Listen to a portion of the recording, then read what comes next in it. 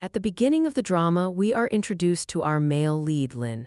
Everyone calls him the mind reader because he has an extraordinary ability to read people's thoughts simply by looking at their faces. In this scene, Lin carefully observes his uncle and his friend, effortlessly figuring out exactly what they're thinking. His uncle is a stubborn man who never listens to anyone.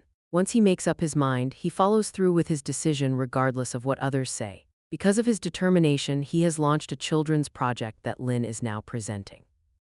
While Lin is talking with everyone, one of his friends approaches and informs him that everything is ready for the presentation. The two say goodbye and head toward the stage. Just as Lin begins introducing the project, he realizes that the presentation video hasn't been delivered properly. He immediately starts a video call with his secretary, Juan. Juan, our female lead, panics as soon as she sees the situation. She knows that Lin hates delays and expects everything to be completed exactly on time. Afraid of disappointing her boss, she hurriedly gathers her belongings and rushes to the venue. On her way out, a colleague stops her and says, "Your contract is about to end anyway. Why are you still working so hard?" Juan quickly replies, "We'll talk later. Please let me go first." Without wasting another second, she races to meet Lin. The moment she arrives, Lin looks at her and says, "You're late." While apologizing repeatedly, Juan explains the entire situation. At the same time, she hurriedly changes into her work outfit and begs him to forgive her. Suddenly, Lin leans closer to her, leaving Juan completely confused. A moment later, she remembers that she is supposed to apply lip balm before his presentation. Embarrassed, she quickly applies it. Lin simply says, "All right, just be more careful next time." Relieved, Juan lets out a sigh of relief. Meanwhile, Lin successfully presents his children's project. Even though everything goes smoothly, Juan can't stop worrying. She knows that Lin replaces his secretary every year and she has now completed 1 full year working for him. She fears that her contract won't be renewed. Curious, she asks one of her colleagues about Lin's previous secretaries. That's when she learns that one secretary worked with him for 3 years and was even about to receive a promotion. Hearing this gives Juan hope. If she stayed for 3 years, she thinks, then maybe I still have a chance too. The next day, Lin is chatting with his close friend Jean. Smiling, Jean asks, "Tomorrow is the company's sports festival. Are you planning to attend this year or are you going to skip it like always?" Lin doesn't answer immediately. Instead, he looks into the distance and says, "Look over there." Secretary Juan is trying to make her way through the crowd. No one is even giving her any space. Jean squints into the crowd but can't spot her. "You can actually see her from this far away?" he asks. "I can't see anyone." Changing the subject, Jean asks, "Juan takes such good care of you, why don't you renew her contract?" Lin replies, "My previous secretary knew everything about me, and you know what happened because of that." Just then, Juan finally reaches them. Gathering her courage, she bows politely and says, "Please give me one more chance. I promise I'll work even harder and never give you a reason to complain." Lin thinks for a moment before replying, "I'll consider it." Hearing those words fills Juan with joy. She thanks him repeatedly before happily leaving. The following day, Juan arrives to pick Lin up. As she opens the front gate, it accidentally swings back and hits him on the head. Holding his head, Lin groans, "Are you trying to kill me?" Almost immediately, his vision becomes blurry. Confused, he says, "Something feels wrong. I need to see a doctor right now." Without wasting any time, he rushes to the hospital. After examining him, the doctor reassures him, "It's only a minor injury. There's nothing to worry about. Besides, your surgery was 20 years ago. A small bump like this shouldn't cause any serious problems." Still unconvinced, Lin begins venting his frustrations. "Ever since I was a child, everyone has told me what I can't do. I can't go shopping, I can't go into crowded places, I can't stay out in the sun, I can't play sports. It feels like I can't live a normal life." The doctor calmly replies, "You're overthinking it. Go home, get some rest, and you'll be fine." Lin returns home. As he arrives, he notices an energy drink sitting near his gate. Juan had quietly left it there for him before leaving. He picks it up and walks inside. Sitting alone, he stares at Juan's employment contract. Memories of everything she has done over the past year begin replaying in his mind, her hard work, her dedication, and the countless ways she has always looked after him. At the same time, Ju and makes up her mind. Today is my last chance, she tells herself. I have to do something that will impress my boss. Determined to succeed, she heads to the company's sports festival. To everyone's surprise, she starts doing push-ups to warm up. Her colleagues stare at her in confusion. What are you doing? Juan confidently replies, I'm going to compete with my boss today. I need to build up my energy first. Everyone laughs. You're dreaming, one of them says. The boss never attends the sports festival. Not last year, not the year before, and not even before that. Why would he suddenly show up this time? Hearing this, Juan can't hide her disappointment. But just when she begins losing hope, Lynn arrives. The moment she sees him, her face lights up with excitement. Jean quickly walks over and asks, What are you doing here? It's crowded, noisy, and far too hot. You hate places like this. Lynn simply smiles. It's fine, he says. Today I'll make an exception. Moments later, the race begins. To everyone's surprise, Lynn picks Juan up and starts running with her. His uncle watches in complete disbelief. Why is he actually participating this year, he wonders. Against all expectations, Lynn and Juan win the race. Overjoyed, Juan hugs him without thinking. After a brief silence, Lynn quietly says, This is my way of saying goodbye. I always do this before parting with someone. It was nice working with you. The smile instantly disappears from Juan's face. Juan's smile fades instantly after hearing Lynn's words. Desperate to keep her job, she pleads, Please, boss, don't do this. Give me one more chance. But Lynn remains firm. You knew from the very beginning that I change my secretary every year, so why were you expecting a different outcome? Holding back her tears, Juan pours out everything she has kept inside for the past year. I truly believed that if I worked hard enough, you'd let me stay. I did everything you asked without ever complaining. My bag carries more of your belongings than my own. Sometimes I skipped my meals just to make sure your fish were fed on time. I even missed my mother's death anniversary to buy a birthday gift for your mother. After everything I've done, none of it matters to you. Unable to hold back her emotions any longer, Juan bursts into tears. Lynn silently listens but says nothing. Without another word, he turns around and walks away, leaving Juan heartbroken. Later, Juan receives a call from one of her colleagues informing her that the office is holding a farewell party for the outgoing secretaries. Meanwhile, Lynn's uncle invites Jean to lunch. Throughout the meal, everyone keeps praising Lynn's achievements while subtly belittling Jean. Although Jean hides his feelings, the constant comparisons clearly upset him. Lynn's uncle also begins showing signs of jealousy. Back at the office, Juan returns to collect her belongings. Believing Lynn has already left, she quietly enters the building, but to her surprise, he is still there. Not wanting to face him again, she quickly hides until he leaves. Once he's gone, the employees gather for the farewell party. One of them jokingly says, We're not letting Lynn off so easily. He makes us work day and night, then simply replaces us every year. Everyone laughs and decides to head out for drinks. At the same time, Lynn suddenly finds himself alone inside the office. Without warning, a mysterious man wearing a mask appears and launches a brutal attack. Caught completely off guard, Lynn struggles to defend himself. Injured and terrified, he manages to escape and runs outside. Looking back at his attacker, he shouts, Who are you? Why are you trying to kill me? Meanwhile, Juan and her colleagues are still deciding where to go. It's freezing outside, someone complains. If you don't want to come, that's fine, Juan says. I'll go by myself. She leaves the group and walks away alone. At that very moment, Lynn spots her in the distance. Juan, he shouts desperately. Hearing her name, Juan turns around and immediately rushes toward him. The masked attacker is just about to strike Lynn again when another man suddenly appears from behind and knocks the attacker to the ground.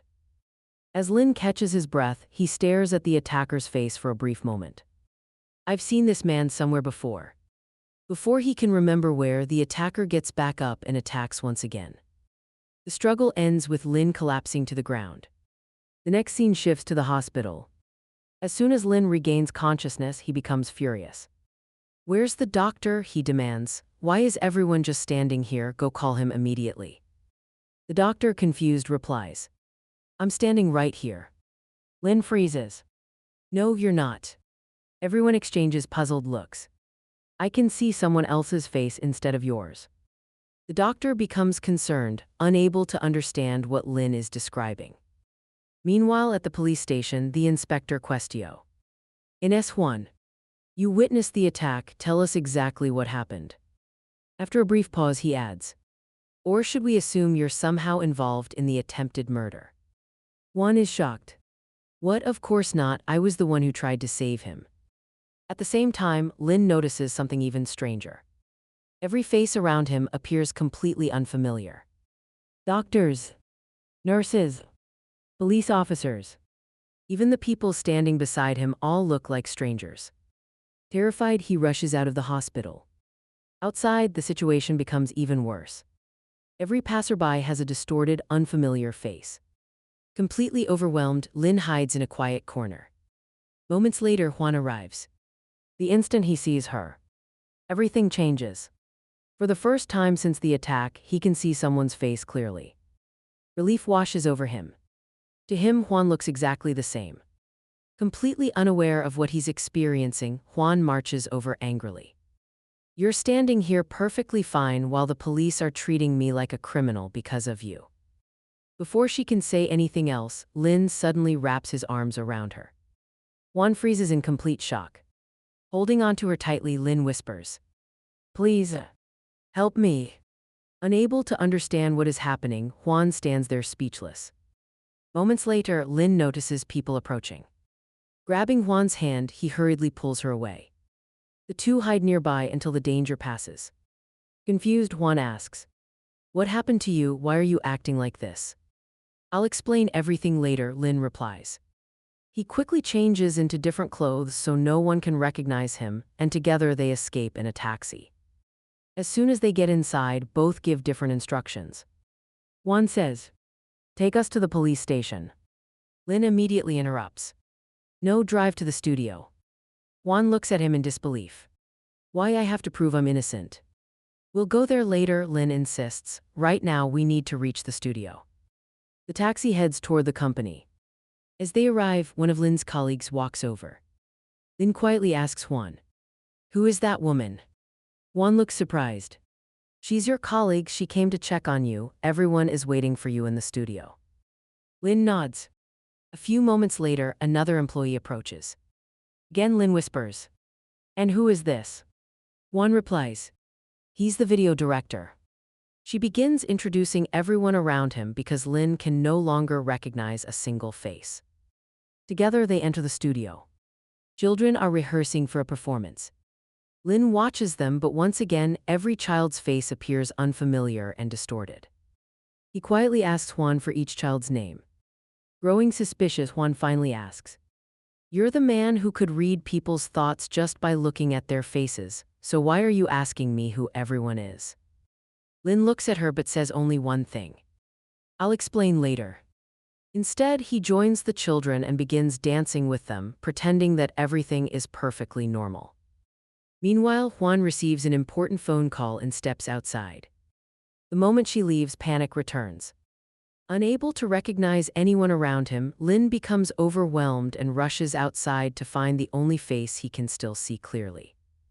As soon as he finds Juan, he says, "Didn't I tell you to stay with me? Why did you leave?" Juan crosses her arms. "Why are you getting angry? You're the one who fired me." Lin stares at her helplessly. "I don't know what's happening to me. You're the only person whose face I can recognize. I need to see the doctor again." Juan sighs before replying, "Fine, but before that, you're coming with me to the police station." With no other choice, Lin agrees, and together they head to the station to clear Juan's name. Juan takes Lin to the police station, where she finally clears her name. Once her innocence is proven, the inspector turns his attention to Lin. "What were you doing at the scene last night?" he asks. Lin explains, "I was waiting for my close friend Jean. We have a secret meeting place, so I didn't need to call him. He already knew where to find me." The inspector nods thoughtfully. "So your friend never arrived, but the attacker did." Before anyone can respond, another officer enters with CCTV footage from the area. Everyone gathers to review the recording. The footage clearly shows a man dressed entirely in black, but his face is hidden, making it impossible to identify him. Moments later, the video also captures Juan and her colleagues walking together. Seeing herself on the screen, Juan becomes nervous. The inspector immediately asks, "Where were the five of you going together?" Trying to stay calm, Juan replies, "We were on our way to play a game." The officers zoom in further. One of them notices someone carrying a baseball bat. "So this was your game?" he asks suspiciously. Juan quickly explains, "Yes, we were going to play baseball." But then another clip appears. In the recording, Juan can be heard saying, "I'll kill him." The entire room falls silent. Lynn looks at her in surprise.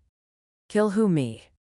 Flustered, Juan hurriedly explains, "No, I didn't mean it literally. I was just speaking out of excitement before the game. It was only an expression." Fortunately, the explanation satisfies everyone for the moment. However, Lynn notices another familiar figure in the footage, a young man talking on the phone before quietly leaving the area. The detail catches Lynn's attention, though he says nothing. After leaving the police station, Lynn asks Juan to drive him home. She immediately refuses. "I'm not your secretary anymore," she says. "Besides, you have your own driver." With that, she walks away, leaving Lynn standing there alone. Back at home, Lynn is startled to realize that he can't even recognize his own grandfather or his stepmother. To him, they both look like complete strangers. It soon becomes clear that his stepmother has never truly accepted him as part of the family. Meanwhile, several doctors examine Lynn and conduct a series of medical tests. After reviewing the results, the doctor finally gives his diagnosis. "When you were attacked, the blow to your head damaged the part of your brain responsible for recognizing faces. That's why everyone now looks unfamiliar to you." He pauses before asking, "Is there anyone whose face you can still recognize?" Lynn thinks for a moment. "Yes," he answers, "there's one person." At the same time, Juan is attending a job interview. Unfortunately, the interviewer immediately judges her appearance. "A secretary represents the company," he says arrogantly. "She should be young, attractive, elegant, and charming, not plain." Instead of remaining silent, Juan confidently fires back. "Really? Then let me ask you a few questions." The interviewer looks confused. "Which university did you graduate from? What's your professional background?" The man frowns. "Why are you asking me that?" Juan smiles. "Because I'm interviewing you as well. If I'm going to work for someone, I deserve to know whether my future boss is qualified. After all, you represent your company just as much as I would." The interviewer is left speechless. Before the conversation can continue, Juan receives a phone call. The hospital informs her that a patient has accidentally left behind his watch, and since they can't reach him, they ask if she can come and collect it. She agrees and heads to the hospital. Meanwhile, Lynn asks the doctor the question that's been haunting him. "Will I ever recover?" The doctor answers honestly. "It will take time. We'll continue treating you, but we can't promise when your condition will improve." Trying to reassure himself, Lynn thinks, "I just need to be patient. Everything will eventually return to normal." Just then, someone approaches him. At first glance, Lynn has no idea who the person is. Alarmed, he instinctively steps back. The young man quickly asks, "Are you angry with me?" Confused, Lynn replies, "Who are you?" The stranger smiles. "It's me, Jean." Lynn is stunned. Even his closest friend now looks like a complete stranger. The two leave the hospital together. Jean apologizes for missing their meeting the night Lynn was attacked. "I'm sorry," he says. "Miss Lee called me because she needed help." Lynn nods. Jean then asks, "Is everything okay with you?" Lynn hesitates. "I'll explain everything later at our secret place." Jean smiles. "I have something important to tell you too." The next day, Lynn arrives at an exhibition after being informed that his mother has come to visit. Since he can no longer recognize faces, he asks the receptionist, "What is she wearing?" The receptionist answers, "She's wearing a black dress with a floral pattern." Using that description, Lynn searches through the crowd while carrying a bouquet of flowers. Suddenly, a little boy bumps into him and falls. As Lynn reaches out to help him, something horrifying happens. The child's face suddenly disappears from his vision altogether. Terrified, Lynn begins looking around. One by one, every face around him fades into a featureless blur. For the first time, he can't recognize anyone at all. Panic overwhelms him. Still trying to find his mother, he remembers she was also supposed to be wearing a shawl. Unfortunately, his stepmother had secretly given that shawl to another woman. Mistaking the stranger for his mother, Lin warmly hugs her and hands her the flowers. The woman is completely shocked. Without warning, she slaps him across the face. The entire hall falls silent. Embarrassed and confused, Lin quickly apologizes before rushing away. His uncle witnesses the entire incident and quietly watches as Lin leaves. Completely devastated, Lin returns to the hospital. Grabbing the doctor by the shoulders, he desperately shouts, "You told me I'd be fine. At first I could at least see strange faces, but now I can't see anyone's face at all. They're disappearing right in front of me." His voice trembles with emo. "Dion, when I was 7 years old, you promised me that after my surgery I'd live a normal life. But look at me now. If I need another operation, then do it. Give me whatever medicine you have. Take all my money if you want. Just please make me normal again." Unable to hold back his emotions any longer, Lin breaks down in tears. At that very moment, Juan arrives at the hospital to collect the forgotten watch. As Lin looks up through his tears, he sees only one face clearly. Juan's. For a brief moment, everything else disappears. Just then, another young man walks through the hallway. He is none other than the masked attacker from that night. But because Lin can no longer recognize faces, the criminal passes right by him unnoticed. The danger remains closer than ever, and Lin has no idea. Meanwhile, Juan is busy searching for a new job after losing her position as Lin's secretary. As she's walking down the street, a bag suddenly falls from above and lands right in front of her. Curious, she picks it up and discovers that it's filled with cash. Her eyes widen with excitement. Looking up at the sky, she happily says, "Thank you, God, you finally noticed how poor I am. Please keep sending me money like this." But her excitement quickly fades when she finds a handwritten note inside the bag. It reads, "Don't look for another job until you've spent all this money." The handwriting looks strangely familiar. Within seconds, Juan realizes exactly who sent it. "My brother." She immediately rushes home. As soon as she arrives, she confronts him. "Where did you get all this money? Do you really think I wouldn't recognize your handwriting?" Then she notices his hands. "Don't tell me you started doing massage work again." Her blind younger brother lowers his head without saying a word. Juan becomes emotional. "I told you not to do this. Why would you put yourself through all this?" Her brother smiles gently. "Because you're always working so hard for everyone else. I wanted you to enjoy your life for once." Juan feels both touched and guilty. "I didn't want you to sacrifice yourself for me." "It wasn't a sacrifice," he replies, "it was necessary." Then, before Juan can protest any further, he steps outside, locks the front door, and smiles. "You're not coming back inside until you've spent every penny and actually enjoyed yourself." Juan can't help but laugh. For the first time in a long while, she decides to take a break from work. She spends the day shopping, eating delicious food, and simply enjoying herself. Later, she calls one of her colleagues to tell her about her day. Her colleague jokingly asks, "So, are you even going to watch a play?" Unbeknownst to Juan, Lin overhears the conversation. That evening, Juan arrives at the theater. To her surprise, the entire auditorium is empty. There isn't a single audience member. Just then, Lin walks in. Surprised, Juan asks, "What are you doing here?" Instead of answering, Lin accidentally drops several tickets onto the floor. As Juan helps him pick them up, she notices something unbelievable.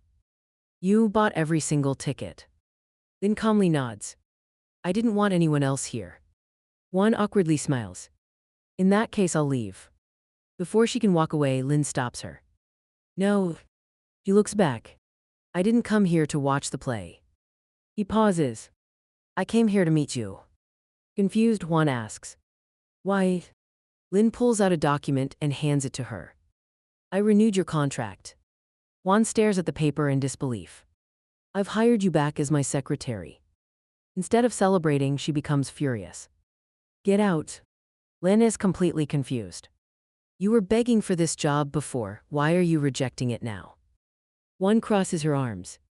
"Because before you fired me without a second thought, now you've suddenly changed your mind. If you want me to come back, you'll have to earn it." Lin raises an eyebrow. "What do you mean?" Juan smiles confidently. "I'm interviewing you." Lynn looks even more confused. Interviewing me. That's right. She folds her arms and begins asking questions.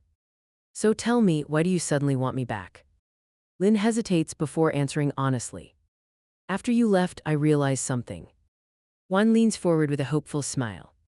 What am I special? Lynn nods. You're the person I need the most. Juan's smile immediately disappears. Oh, really? She glares at him. So I'm just convenient for you. Lynn looks puzzled. You only want me back because I'm useful. That's not exactly flattering. She sighs. Besides, I'm enjoying my vacation now. My brother specifically told me not to come home until I've spent all the money he gave me. With that, Juan walks away, leaving Lynn standing there alone. Later that night, Juan returns home feeling hungry. As she quietly peeks inside, she is startled to find Lynn waiting outside her house. Lynn, what are you doing here? The two sit down together. Looking unusually nervous, Lynn says, I don't think I did very well in your interview earlier. He smiles awkwardly. So, could you give me a second chance? Juan can't resist teasing him. No. She grins. Once you fail an interview, you don't get another chance. Lynn's expression suddenly turns serious. He finally reveals the truth. Apart from you, I can't recognize anyone's face anymore. Juan's smile fades. Not even my own family. He stares at him in complete shock. Meanwhile, another important event unfolds at Juan's home. Her younger sister Nami receives wonderful news. After years of hard work, she has finally been accepted into her dream university. The whole family celebrates together. However, their happiness is short-lived. Nami quietly explains that she needs $300 for her admission fee. Back at Juan's house, Lynn continues explaining everything. I can't tell who's smiling, who's crying, who's a friend, or who's an enemy. He looks directly at her. You're the only person whose face I can still see clearly. Then he places a large bag of money in front of her. Juan looks down in surprise. What's this? Lynn answers without hesitation. A bribe. Juan looks at him in disbelief. I want you to come back. He speaks sincerely. Please stay by my side. Later that evening, Juan returns home carrying the bag of money. Her siblings excitedly gather around her. Before she can say anything, Nami happily announces, I got into the university. Everyone celebrates the wonderful news. Smiling brightly, Nami says, I'll work hard and become the person you've always wanted me to be. I only need to pay the admission fee now. As Juan listens, her eyes slowly drift toward the bag of money Lynn gave her. She silently thinks, maybe everything really does happen for a reason. After hearing Nami's exciting news, Juan quietly looks at the bag of money Lynn had given her. She realizes that accepting his offer may be the only way to help her sister pay the university admission fee. The next morning, Lynn arrives at the office. As he enters the building, someone calls out to him from behind. It is Jean. Since Lynn can no longer recognize faces, he hesitates before asking, Are you, Jean? Jean laughs. What kind of joke is that? Then his expression turns serious. I've been hiding something from you. Meet me tonight at our secret place at 9 o'clock. I have something important to tell you. Lynn nods. All right, I'll be there. As Jean walks away, he turns back and says, I've left a gift for you in your office. I think you'll like it. Lynn smiles and heads upstairs. The first thing he does is look for Juan. Not seeing her anywhere, he can't hide his disappointment. But just as he enters his office, Juan suddenly appears from behind, startling him. You scared me, Lynn says with a sigh of relief. As if nothing had happened, Juan begins her usual morning routine. She briefs him on the day's schedule, the weather forecast, stock market updates, and every important meeting. Listening to her familiar voice instantly puts Lynn at ease. It's good to have you back, he says with a smile. The two begin reviewing documents together, settling back into their usual rhythm. Meanwhile, the police continue investigating the attack. After reviewing more CCTV footage, they discover that the masked attacker had met with another man shortly before the incident. At the same time, Juan introduces Lynn's new driver. However, neither of them realizes that the new driver is actually the same young man who attacked Lynn that night. Elsewhere, the attacker secretly meets Jean. How did everything go? Jean asks. The young man replies, before I could say much, Lynn's uncle arrived. After delivering his report, the attacker leaves. Shortly afterward, Lynn's uncle approaches Jean. Are you free this weekend? He asks. I've arranged a meeting for you, you need to be there. Jean agrees without asking any questions. Back at the office, Lynn struggles with something as simple as changing his shoes. Just then, Juan accidentally drops a stack of papers. As she bends down to pick them up, Lynn instinctively reaches out, thinking she is trying to help him. Instead, he loses his balance and nearly falls. What happened? He asks. I thought you were helping me. Juan laughs. I was only picking up my papers. Then she looks at him seriously. From now on, I'm not going to do everything you ask without question. She hands him a neatly folded sheet of paper. I've written down my conditions. Lynn raises an eyebrow. Conditions? Juan nods confidently. Yes, if I'm coming back to work for you, these are my rules.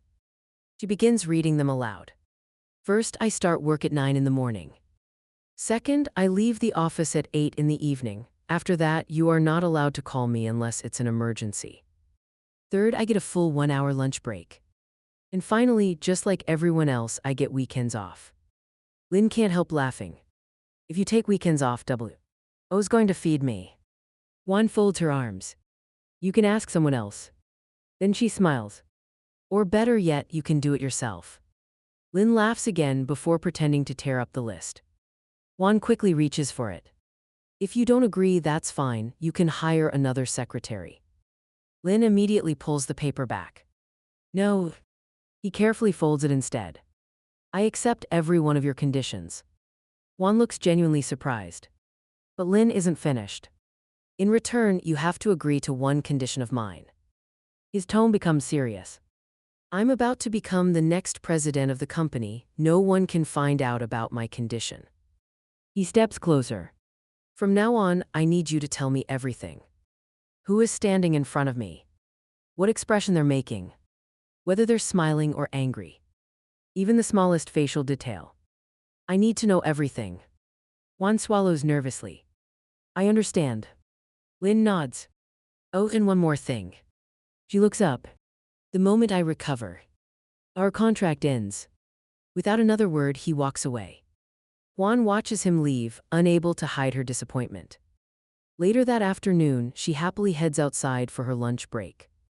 For the first time in years, she can enjoy the city during daylight instead of rushing through late-night overtime. She smiles as she watches buses, busy streets, and people enjoying their afternoon. Suddenly, several coworkers spot her. They stare in surprise. What are you doing outside? You actually have a lunch break. Before Juan can answer, she notices the police inspector entering the company. Immediately realizing he has come to question Lynn again, she quickly excuses herself and rushes toward him. Intercepting the inspector before he reaches Lynn's office, she says, "Let's talk outside."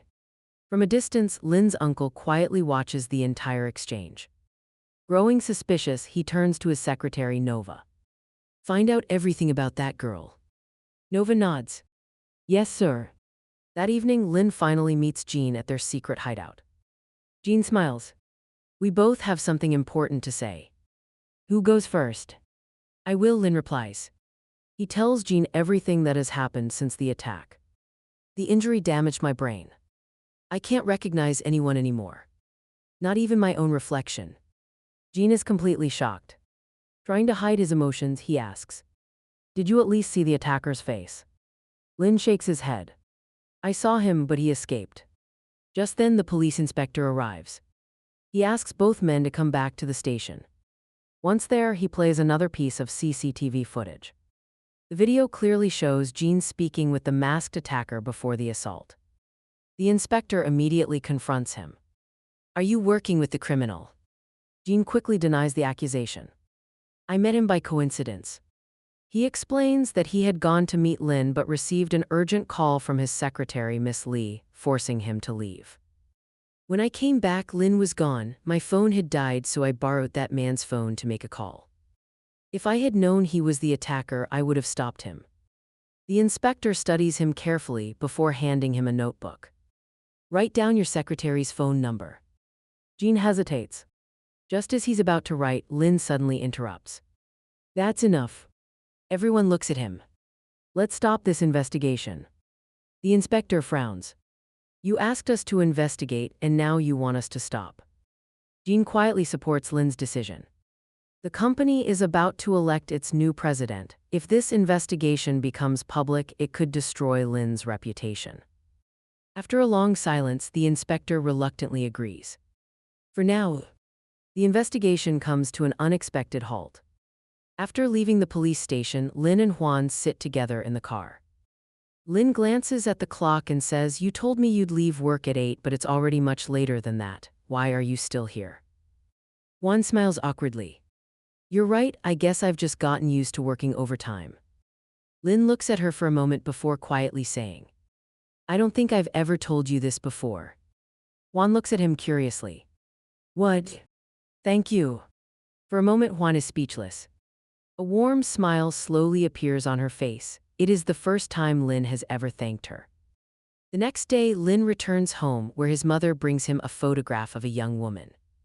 "You should start thinking about marriage," she says. "This girl would be a perfect match for you." After she leaves, Lynn stares at the photograph. Because of his condition, he can't recognize the woman's face. Smiling bitterly, he says to himself, "I don't even know what you look like." The story then introduces the woman in the photograph, Veronica Park. She is the confident and eccentric president of a successful company. Her favorite word is awesome, and she uses it so often that everyone around her has grown accustomed to it. Meanwhile, Lynn's uncle instructs his secretary, Nova, to investigate. 1. Nova invites Juan to a theater, hoping to learn more about her past. The moment Juan sees the theater, she immediately turns around. "No, I'm not going in there." Nova quickly stops her. "What happened here?" Taking a deep breath, Juan begins to explain. 3 years ago, I worked as Veronica Park's secretary." She sighs deeply. "You have no idea what I went through. She made me do everything for her. Sometimes I even had to pretend to be Veronica herself, meeting people, answering calls, and attending events in her place. I eventually became so exhausted that I quit." Looking at the theater, she smiles with relief. "Honestly, leaving that job was the best decision I ever made." Just then, a familiar voice echoes behind her. "Awesome." Juan freezes. He slowly turns around. Standing behind her is none other than Veronica Park herself. Veronica greets her with a cheerful smile. "So, do you have a job these days?" Without waiting for an answer, she continues. "I'm looking for a secretary. Why don't you come work for me again? We already know each other, so it would be easy." Juan immediately waves her hands. "No, thank you. I already have a job and my boss is actually a good person." Just then, Veronica receives a phone call. After ending the call, she casually asks, "By the way, who's your boss now?" Juan replies, "Lynn, the executive director." Veronica raises an eyebrow. "Really?" A mysterious smile spreads across her face. "Then I'm sure we'll meet again very soon." With that, she walks away. The following day, Lynn hands Juan a file containing Veronica Park's photograph. The moment Juan sees it, she nearly panics. Lynn notices her reaction. "Do you know her?" Juan nods. "Yes, she's Veronica Park." Lynn explains. "I've never met her personally, but I've heard a lot about her. If I'd known who she really was, I might never have agreed to meet her. But now the meeting has already been arranged." He looks at Juan. "Schedule dinner with her tomorrow night at 9 o'clock. Hotel Kingdom." Juan reluctantly agrees. Meanwhile, Lynn's uncle grows impatient. He asks Nova, "Have you discovered anything about Juan yet?" Nova lowers her head. "Not yet, sir." The uncle's expression hardens. "If I lose the election for company president because of this, you can forget about renewing your contract."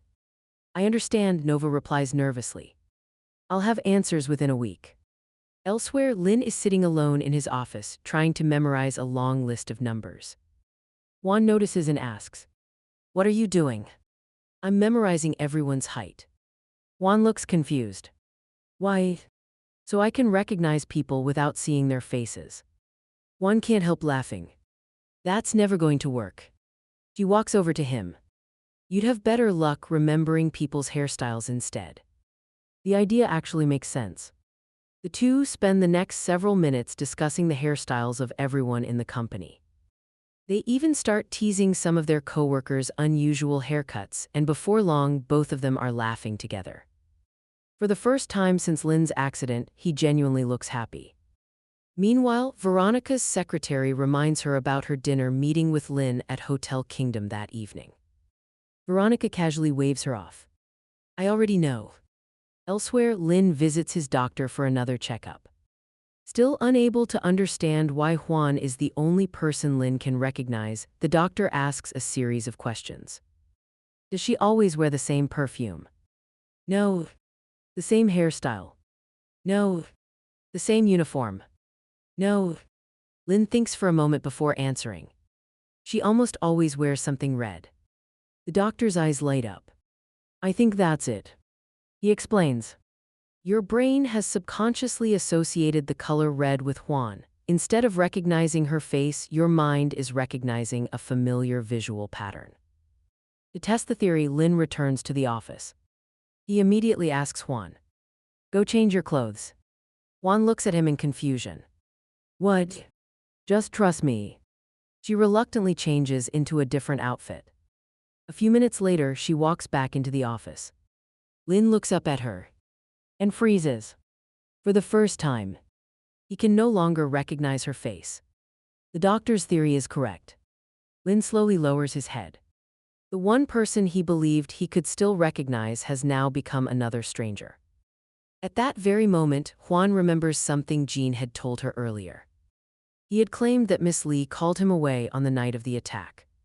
Curious, Juan casually asks Miss Lee, why didn't you come to my farewell party that night? Miss Lee replies, my mother wasn't feeling well, so I went back to my hometown. Juan immediately senses that something doesn't add up. If Miss Lee had gone home, then why did Jean say he left because she called him? The contradiction leaves Juan deep in thought. Meanwhile, preparations begin for Lynn's meeting with Veronica Park. Neither of them realizes that this dinner is out to change everything.